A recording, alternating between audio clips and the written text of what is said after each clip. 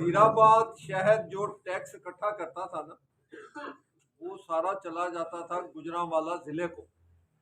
अब वो गुजरांवाले जिले की मर्जी होती थी, उसमें आपको पंजाबी कहते थे ना, झुंगा दे देता, की दे देता, जितना मर्जी दे देता।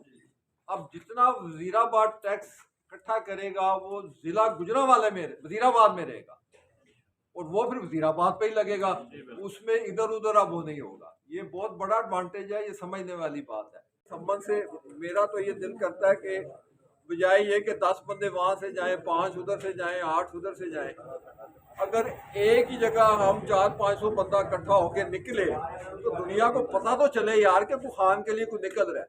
असल इम्पैक्ट तो एक पता मुक्के बने होंगे ना 10 उंगलियों के, तो उसका इम्पैक्ट ज्यादा होगा।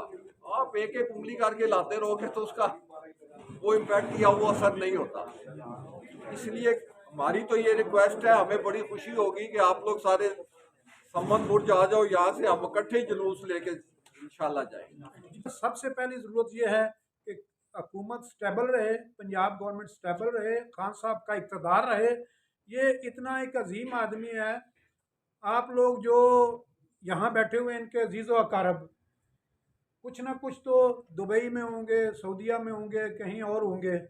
वो फॉरेनर्स जो हैं वो उनकी किस तरह इज्जत होती है जब खान साहब वजीर आज़म होते हैं। वो कैसे लोग इनको प्रोटोकॉल देते हैं, एयरपोर्ट पे देते हैं, और फिर वो अंदरूनी मुल्क जो काम करते हैं जिस तरह उनकी इज्जत होती है वो आप सब जानते हैं।